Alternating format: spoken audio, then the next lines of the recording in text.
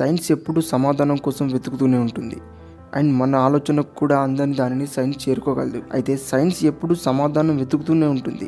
ఆ సమాధానం నుంచి కొత్త ప్రశ్నలు పుట్టిస్తుంది. టైంలో తేడా వచ్చినా సరే సైన్స్ ఇప్పటి వరకు వెతికిన ప్రతిదీ ఇప్పుడు మనమందరం ఎక్స్పీరియన్స్ చేస్తున్నాం. ఒకప్పుడు సూర్యుడు భూమి చుట్టూ తిరుగుతున్నాడు అనుకునే ఆలోచన నుంచి ప్రస్తుతం స్పేస్లో జీవించడానికి మార్గం వెతుకుతున్నాం. సైన్స్ ఎప్పుడు మన చుట్టూ ఉన్న పరిస్థితులను మార్చేస్తుంది అండ్ దానివల్ల మన జీవితాలు కూడా మార్పు చెందుతూ పోతున్నాయి. అయితే సైన్స్ ఇప్పుడు అన్నిటినీ ఛేదించాలని చూస్తుంది, ఎందుకంటే సైన్స్కి అల్టిమేట్ గోల్ అన్నిటినీ తెలుసుకోవడం. అయితే సైన్స్లో ఇప్పటి వరకు చాలా థియరీస్ పుట్టుకొచ్చాయి. థియరీస్కి సైన్స్లో మీనింగ్ ఏంటంటే ప్రాక్టికల్గా ప్రూవ్ కానిది ఏదైనా సైన్స్ ప్రకారం థియరీ అవుతుంది. అయితే ఇప్పటి వరకు ఓన్లీ థియరీస్గా మొదలైన సబ్జెక్ట్స్ కొన్ని ప్రాక్టికల్గా ప్రూవ్ అయ్యాయి, కొన్ని సక్సెస్ అయ్యాయి కూడా, కానీ కొన్ని మాత్రమే థియరీస్గానే మిగిలిపోయాయి. అండ్ కొన్నిటికి ఇప్పుడు సమాధానం దొరకకపోయినా ఫ్యూచర్లో ఎప్పుడైనా సమాధానం దొరకదు. అండ్ అలా సైన్స్ ప్రస్తుతానికి ఛేదించలేని కొన్ని థియరీస్ గురించి ఇప్పుడు ఈ వీడియోలో మాట్లాడుకుందాం. వీడియో ఎండ్ అయ్యే లోపు మీ ఒపీనియన్ ఖచ్చితంగా కింద కామెంట్ చేయడమో, లేకపోతే లైక్ చేయడమో, లేదంటే సబ్స్క్రైబ్ చేయడమో, వీటిలో ఏదో ఒకటి చేయండి. అలా చూసి అయితే వెళ్ళిపోకండి. Let's start. Number 1, time travel. So మనం అనుకోవచ్చు టైం ట్రావెల్ పాసిబులే కదా, సైంటిస్టులు చెప్తున్నారు కదా అని. కానీ ఇది క్లియర్గా వినండి, మీకే అర్థమవుతుంది. టైం ట్రావెల్ పాసిబుల్ అనే వారికి కొన్ని డౌట్స్ రావాలి. అవేంటంటే what is time exactly? Time అంటే అసలు ఏంటి, అది ఎలా ఉంటుంది? పాస్ట్ ఈజ్ స్టిల్ ఎగ్జిస్ట్ అంటే గతం అనేది ఇప్పటివరకు ఉంటుందా? And is future is decided అంటే మన భవిష్యత్తు నిర్ణయించబడిందా? ఎందుకంటే అయిపోయిన దాన్నే కదా మనం గతం అని అంటాం, అంటే అది ముగిసిపోయిందని అర్థం. దాన్ని మనం మళ్ళీ ఎలా రీచ్ అవ్వగలం? నియర్లీ ఏదైతే డిసైడ్ అవ్వలేదో దాన్నే కదా మనం ఫ్యూచర్ అని అంటాం. మరి ఫ్యూచర్ ని ఎలా చేరుకోగలం? అంటే అది ఇంకా డిసైడ్ అవ్వలేదు కదా. పాయింట్స్ అన్ని చాలా ఇంట్రెస్టింగ్ గా ఉన్నాయి కదా, మరి ఇక్కడ స్కిప్ చేయకుండా చూడండి. ఇప్పటి వరకు మనం ఇన్వెంట్ చేసింది ఏదైనా సరే దానివల్ల లాభాలు నష్టాలు రెండూ జరిగాయి. ఆల్మోస్ట్ టైం ట్రావెల్ కూడా అలాంటిదే. అసలు టైం కి ఫిజికల్ ఫామ్ ఉంటుందా? అండ్ టైం అనేది ఎనర్జీని బట్టి, ఎనర్జీ ఫ్లోని బట్టి మారుతూ ఉంటుంది. టైం అనేది ఒక స్ట్రేట్ లైన్ లాంటిదా లేదా ఒక సర్కిల్ లాంటిదా? ఎందుకంటే టైం ట్రావెల్ అనేది ఎంత పెద్ద ఎక్స్పెరిమెంటో అందరికీ తెలుసు. టైం అనేది మనం అనుకున్నంత సింపుల్ మ్యాటర్ కాదు, ఇట్స్ వెరీ కాంప్లికేటెడ్. అదేంటి ఇప్పటి వరకు సైంటిస్టులు టైం ట్రావెల్ గురించి ఎన్నో రీసెర్చెస్ చేస్తున్నారు కదా అని మీరు అనుకోవచ్చు. టైం ట్రావెల్ పాసిబుల్ అవ్వచ్చు అని సైంటిస్టుల దగ్గర కొన్ని ప్రపోజల్స్ ఉన్నాయి. అవేంటంటే using worm holes and black holes and created time machine. ఇలాంటి చాలా ఉన్నప్పటికీ దేనికి సైంటిఫిక్ ఎవిడెన్స్ ఇంకా లేదు. According to the theory of relativity time travel is theoretically possible but practically ఇంకా జరగలేదు. ఎందుకంటే టైం ట్రావెల్ అనేది పాసిబుల్ అవ్వాలంటే టెక్నికల్లీ కొన్ని విషయాలను మనం ఓవర్కమ్ చేయాలి, అంటే వాటిని సాల్వ్ చేయాలి. అవి ఎలాంటివంటే basically energy not can be created or destroyed. Total energy of universe is constant. Newton theory. ప్రతి దానిలాగానే యూనివర్స్కి కూడా కొన్ని రూల్స్ ఉంటాయి అండ్ కొన్ని నియమాలు ఉంటాయి. ప్రతి పదార్థం దాని పద్ధతికి తగ్గట్టు, దాని స్థితికి తగ్గట్టు ఉండాలి. ఒకవేళ టైం అనేది ఉంటే అది యూనివర్స్ పుట్టుకతో మొదలై ఉండాలి. యూనివర్స్తో పాటు టైం కూడా మూవ్ అవుతూ ఉండాలి. బట్ మనం టైం ట్రావెల్ చేస్తే మనకు టైం తొందరగా లేదా స్లోగా ఉండొచ్చు. బట్ టోటల్ యూనివర్స్ టైం అనేది ఎలా మారుతుంది? యూనివర్స్ ఏజ్ మారదు కదా. నెక్స్ట్ పాయింట్ ఏంటంటే టైం ట్రావెల్ చేయడానికి మనకు కావాల్సిన ఎనర్జీ హెవీ అమౌంట్ అయి ఉండాలి. ఎందుకంటే మనం టైం ట్రావెల్ చేయాలంటే ఖచ్చితంగా అది ఏ డైరెక్షన్ అనేది డిసైడ్ అవ్వాల్సి ఉంటుంది.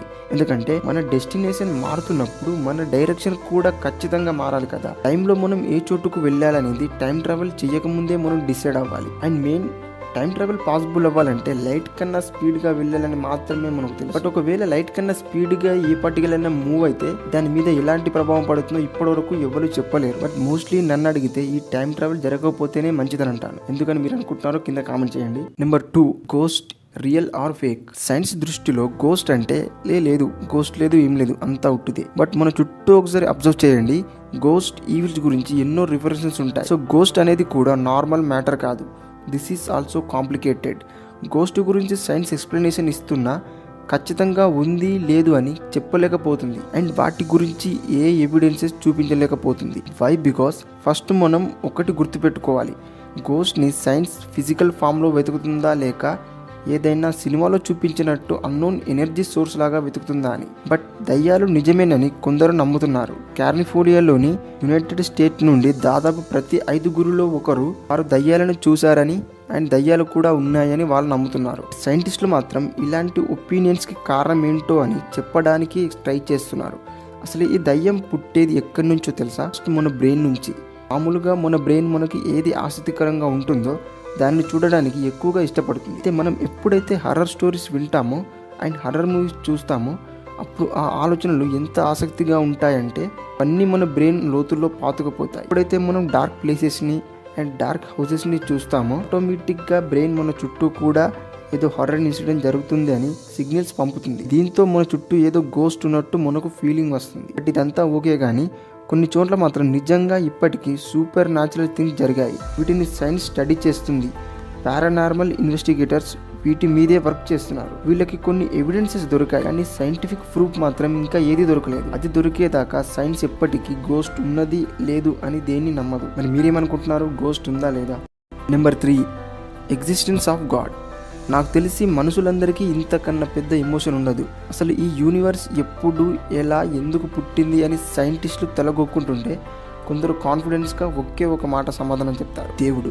అండ్ దేవుడే ఈ యూనివర్స్ సృష్టించాడని అనుకోవడానికి హాయిగా ఉంది కదా. మరి ఆ దేవుడు ఎక్కడున్నాడు, ఎలా ఉంటాడు? సైన్స్ ఎప్పుడు నమ్మకం దగ్గర ఆగిపోదు. ప్రతి ప్రశ్నకు సమాధానాన్ని వెతుకుతుంది అండ్ ప్రతి సమస్యకు సొల్యూషన్ వెతుకుతుంది. అందుకే దేవుని గురించి కూడా సైన్స్ ఎప్పుడు ప్రశ్నించడం ఆపలేదు. కానీ దేవుడు అనే పదం సైన్స్ అనుకున్నంత చిన్న చిక్కుముడి ఏమి కాదు. ఎందుకంటే మనుషులకు పంచభూతాలు ఎలాగో అలాగే మనుషుల్ని బతికించేది 6వ సోర్స్ ఒకటి ఉంటుంది. ఎందుకంటే మన దృష్టిలో దేవుడు అంటే ఎవరు?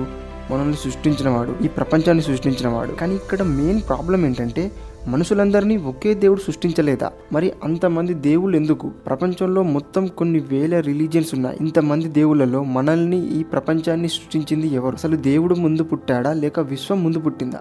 లేదంటే ఈ విశ్వం దేవుడు ఒకేసారి పుట్టారా? ఒకవేళ ఎవరైనా దేవుడు అనే మిస్టరీని ఛేదించాలంటే ఇలాంటి ప్రశ్నలన్నిటికీ సమాధానం వెతకాల్సి ఉంటుంది. అందుకే ఈ మిస్టరీని ఛేదించడం ఇంపాసిబుల్ అయిపోయింది. Number 4, beginning of universe. Even సైంటిస్టులకు కూడా అంత చిక్కని హిస్టరీ. Beginning of universe. అసలు ఈ భూమి, solar system, stars, galaxy, universe పుట్టుక ఎప్పుడు మొదలైంది? దీనికి famous theory big bang theory. శూన్యం నుండి మొదలైన ఒక ఎక్స్ప్లోజన్. దీనివల్లే టైమ్, స్పేస్, మ్యాటర్ ఏర్పడ్డాయని సైంటిస్టులు అంచనా వేసి ఈ థియరీని కనిపెట్టారు. అయితే చాలా మంది ఈ థియరీ కరెక్ట్ అని నమ్ముతారు. కొంతమందికి ఈ థియరీ మీద కూడా డౌట్స్ ఉన్నాయి. అసలు ఈ బిగ్ బ్యాంగ్ లో ఉన్న ఇంట్రెస్టింగ్ పాయింట్ ఏంటంటే శూన్యంలో ఉన్న ఒక పాయింట్ దగ్గర నుండి హై ఇంటెన్సిటీతో అన్లిమిటెడ్ పవర్తో ఎక్స్ప్లోజన్ జరిగింది. అయితే ఆ ఎక్స్ప్లోజన్ జరిగిన పాయింట్ దగ్గర ఏమి ఉండేదో సైంటిస్టులు చెప్పలేకపోతున్నారు. ఎందుకంటే థియరీ ప్రకారం బిగ్ బ్యాంగ్ జరగక ముందు అంత శూన్యం ఉండేది. మరి ఆ శూన్యం నుండి ఎక్స్ప్లోజన్ ఎలా జరిగింది అంటే లాజిక్ ప్రకారం బిగ్ బ్యాంగ్ జరగక ముందు కూడా ఏదో ఒకటి ఉండేది. అది ఎలాంటి మ్యాటర్ అయి ఉంటుంది అనేది కూడా ఎవరు ఊహించలేరు. అయితే బిగ్ బ్యాంగ్ అనేది